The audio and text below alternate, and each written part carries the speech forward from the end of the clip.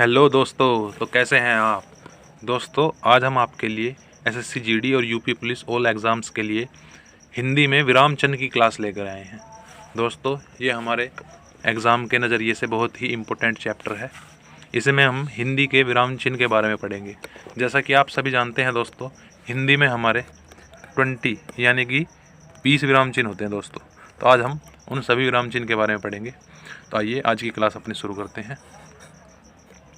दोस्तों हमारा पहला विराम चिन्ह है अल्प विराम। अल्प विराम चिन्ह दोस्तों किसी का नाम लिखने में, ओहदा लिखने में आदि जगह काम आता है। यानी कि इसे हम दोस्तों इंग्लिश में कोमा भी कहते हैं, जिसे कोमा कहते हैं ना इंग्लिश में, वही हमारा हिंदी में अल्प विराम चिन्ह कहलाता है।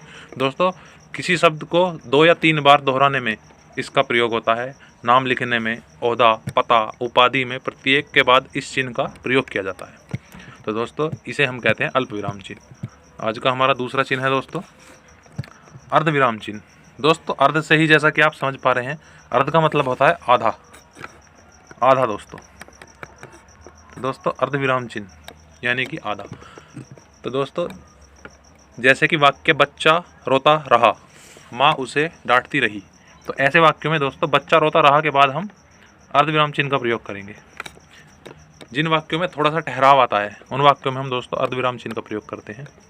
आइए हमारा आज का तीसरा चिन्ह है पूर्ण विराम।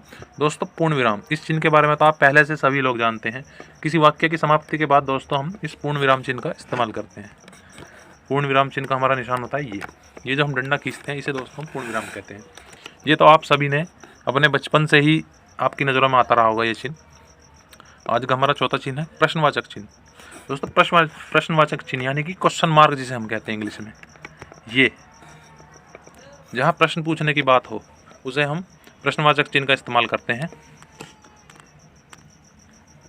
आइए दोस्तों अपने अगले क्वेश्चन पर चलते हैं। आज का हमारा अगला चिन्ह है आश्चर्य चिन्ह, जिसे हम दोस्तों विस्मयादि चिन्ह भी कहते हैं। इसे हम दोस्तों विस्मयादि चिन्ह भी कहते हैं। दोस्तों इस चिन्ह का इस्तेमाल जहाँ आश्चर्य, प्रसन्नता, शोक, हर्ष यानी कि खुशी, मनोभाव को प्रकट करने वाले विस्मयादि शब्द कहलाते हैं। दोस्तों जहाँ आश्चर्य, घृणा जैसे मनोभाव प्रयुक्त हो रहे हों वहाँ हम विस्मयादि बोधक चिन्ह का इस्तेमाल करते हैं। आइए दोस्तों अपने अगले चिन्ह पर चलते हैं। आज का हमारा अगला चिन्ह है दोस्तों निर्देशक चिन्ह, यानी कि इसे हम दोस्तों डैश यानी कि संयोजक चिन्ह भी कहते हैं। दोस्तों निर्देशक चिन्ह का इस्तेमाल एक जैसे दो शब्दों या विलोम शब्दों के बीच इस चिन्ह का प्रयोग किया जाता है। जैसे इसके ऑप्शन मैं आपको इसका एग्जांपल देके बताता हूँ दोस्तों। जैसे कि साथ साथ, ये दो दोस्तों एक से शब्द हैं, तो इनके बीच में हम योजक चिन्ह का इस्तेमाल करेंगे। आइए दोस्तों अपने आज के अगले चिन्ह पर चलते हैं। आज का हमारा अगला चिन्ह है दोस्तों कोष्ठ। कोष्ठ दोस्तों यानी कि इसे हम इंग्लिश में ब्रैकेट भी कहते हैं। आप देख पा रहे होंगे कोष्ठ चिन्ह हमारे 3 तरीके के होते हैं, जिन्हें हम अपना इंग्लिश में ब्रैकेट कहते हैं। यानी कि क्रमों की संख्या घेरने में कोष्ठ का प्रयोग होता है। जैसे किसी कठिन शब्दों को स्पष्ट करने के लिए दोस्तों कोष्ठ चिन्ह का इस्तेमाल होता है। यानी कि जहाँ थोड़ा मुश्किल कोई शब्द है और हमें उसकी व्याख्या करनी है या उसे हाईलाइट करना है, वहाँ हमारा कोष्ठ चिन्ह का इस्तेमाल होता है दोस्तों। तो आज का हमारा अगला चिन्ह है दोस्तों अवतरण चिन्ह, यानी कि हम इसे अवतरण चिन्ह को दोस्तों उदाहरण चिन्ह भी बोलते हैं।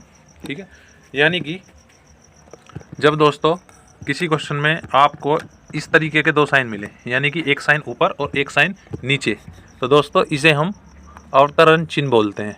यानी कि जहाँ उपनाम, रचना, पुस्तक, शीर्षक आदि का इस्तेमाल होता है, वहाँ दोस्तों हम अवतरण चिन्ह का इस्तेमाल करते हैं। ठीक है, आइए अपने अगले चिन्ह पर चलते हैं दोस्तों। आज का हमारा अगला चिन्ह है दोस्तों लोप चिन्ह। तो दोस्तों लोप चिन्ह, लोप चिन्ह का इस्तेमाल दोस्तों रिक्त स्थान की पूर्ति करने के लिए इस चिन्ह का प्रयोग किया जाता है। यानी कि जहाँ हमारा कोई रिक्त स्थान, किसी वाक्य के बीच में कोई रिक्त स्थान आ रहा हो, उसकी पूर्ति करने के लिए दोस्तों इसका इस्तेमाल किया जाता है। जैसे भारत की राजधानी डैश है, तो दोस्तों जो डैश है इसे हम लोप चिन्ह कहते हैं। आइए अपने अगले चिन्ह पर चलते हैं। आज का हमारा अगला चिन्ह है पाद चिन्ह। दोस्तों पाद चिन्ह का इस्तेमाल कहाँ कहाँ होता है, आइए हम आपको बताते हैं। दोस्तों पाद चिन्ह का इस्तेमाल होता है हमारा जिन शब्दों या वाक्यों पर अधिक ध्यान दिलाना हो। कहाँ दोस्तों, जहाँ अधिक ध्यान दिलाना हो, किसी वाक्य पर अगर हमें अधिक ध्यान दिलाना है या उसे हाईलाइट करना है तो वहाँ हमारा दोस्तों पाद चिन्ह का इस्तेमाल होता है। आइए अपने अगले चिन्ह पर चलते हैं दोस्तों। आज का हमारा अगला चिन्ह है दीर्घ उच्चारण चिन्ह। दीर्घ उच्चारण चिन्ह दोस्तों हमारा यह होता है। आप इस चिन्ह को ध्यान से अपनी कॉपी में नोट डाउन कर लें, ये आपके एग्जाम के पॉइंट ऑफ व्यू से बहुत ही इंपॉर्टेंट है। आज का हमारा चिन्ह है पाद बिंदु। दोस्तों यह भी बहुत ही इंपॉर्टेंट चिन्ह है, इसे आप देख पा रहे होंगे तो ये आपका एक तरीके से जैसे हमारा गणित में डिवाइड का साइन होता है, इस तरीके का चिन्ह है, आप इसकी आसानी से पहचान कर सकते हैं। आइए अपने अगले चिन्ह पर चलते हैं। आज का हमारा अगला चिन्ह है दोस्तों हंस पद। दोस्तों हंस पद चिन्ह का इस्तेमाल करते हैं यदि कहीं कोई वाक्य में शब्द कोई हमारा छूट गया है तो हम उसे हंस पद चिन्ह लगा के यहाँ ऊपर लिख सकते हैं। यदि यहाँ हमारा कोई वाक्य लिख रहा है और बीच में कुछ छूट गया है तो यहाँ हंस पद लगा के हम उस वाक्य को यहाँ ऊपर लिख सकते हैं। तो यह दोस्तों हमारे हंस पद चिन्ह का इस्तेमाल है। आज का हमारा अगला चिन्ह है टीका सूचक। दोस्तों टीका सूचक चिन्ह ये कुछ ऐसे चिन्ह है दोस्तों, ये हमारे आसानी से याद नहीं होते तो हमें इनकी पहचान करनी होगी। टीका सूचक ये भी आपका एग्जाम के पॉइंट ऑफ व्यू से बहुत ही ज़्यादा इंपॉर्टेंट है दोस्तों, इस चिन्ह को आप ध्यान से अपनी कॉपी में नोट डाउन कर लें। हमारा अगला चिन्ह है दोस्तों तुल्यता सूचक। तुल्यता सूचक यानी कि जहाँ पर तुलना की जा रही हो, तुलना जैसे कि जहाँ पर राम या श्याम, तो यहाँ पे दोस्तों तुलना की जा रही है, ऐसे वाक्यों में हम तुलना सूचक चिन्ह का इस्तेमाल करते हैं। यानी कि शब्दार्थ दिखाने या गणित में तुलना या बराबरी दर्शाने हेतु हम तुल्य सूचक चिन्ह का इस्तेमाल करते हैं। दोस्तों आज का हमारा अगला चिन्ह है समाप्ति सूचक। दोस्तों समाप्ति सूचक चिन्ह का हम इस्तेमाल करते हैं जहाँ किसी वाक्य की समाप्ति हो जाए, या जैसे हमने कोई निबंध लिखा और उसकी समाप्ति हमने कर दी तो उसके बाद हम इस समाप्ति सूचक चिन्ह का इस्तेमाल करते हैं। ये हमारे दो तरीके से हम समाप्ति सूचक चिन्ह लगाते हैं। कोई भी निबंध, कोई भी कहानी लिखने के बाद हम समाप्ति सूचक चिन्ह का अपना इस्तेमाल करते हैं। दोस्तों समाप्ति सूचक चिन्ह भी आपका एग्जाम के पॉइंट ऑफ व्यू से बहुत ही ज़्यादा इंपॉर्टेंट। आइए अपने अगले क्वेश्चन पर चलते हैं दोस्तों। हमारा आज का अगला विराम चिन्ह है उपविराम। उपविराम दोस्तों ये दो हमारी डॉट होती हैं, इन्हें हम उपविराम कहते हैं। दोस्तों आपने देखा होगा संस्कृत में इन डॉट को दोस्तों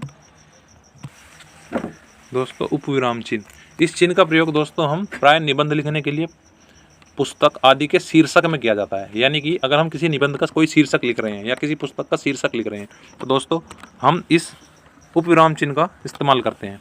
ये हमारा आज का चिन्ह है अगला विवरण चिन्ह। दोस्तों विवरण चिन्ह यानी कि अगर हम किसी शब्द की व्याख्या कर रहे हैं या उसका अर्थ स्पष्ट कर रहे हैं तो हम दोस्तों इस विवरण चिन्ह का इस्तेमाल करते हैं। ठीक है, आज का हमारा अगला चिन्ह है पुनरुक्ति सूचक चिन्ह। दोस्तों पुनरुक्ति सूचक चिन्ह यानी कि यदि कोई वाक्य बार बार रिपीट हो रहा है तो दोस्तों हम उसमें पुनरुक्ति सूचक चिन्ह का इस्तेमाल करते हैं।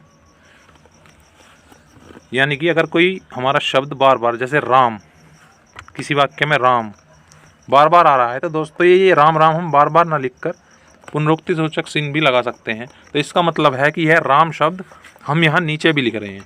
ठीक है दोस्तों, हमारा आज का अगला चिन्ह है लाघव चिन्ह। लाघव चिन्ह दोस्तों, तो लाघव चिन्ह का इस्तेमाल दोस्तों हम करते हैं किसी शब्द को पूरा न लिखकर संक्षेप में लिखना, यानी कि संक्षेप में लिखना यानी कि छोटा करके लिखना। तो दोस्तों वहाँ हम लाघव चिन्ह का इस्तेमाल करते हैं यदि किसी वाक्य को हमें छोटा करके लिखना है। ठीक है, तो दोस्तों आज की विराम चिन्ह की क्लास हम यहीं ख़त्म करते हैं।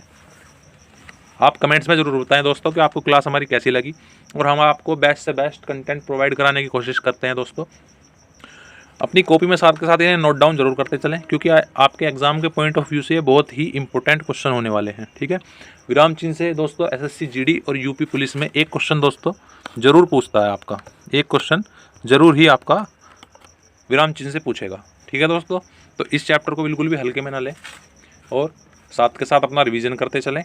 हम आपको बेस्ट से बेस्ट कंटेंट प्रोवाइड कराते रहेंगे इसी तरह, आपके एग्ज़ाम तक बिल्कुल आपके साथ हैं, बेफिक्र रहिए दोस्तों।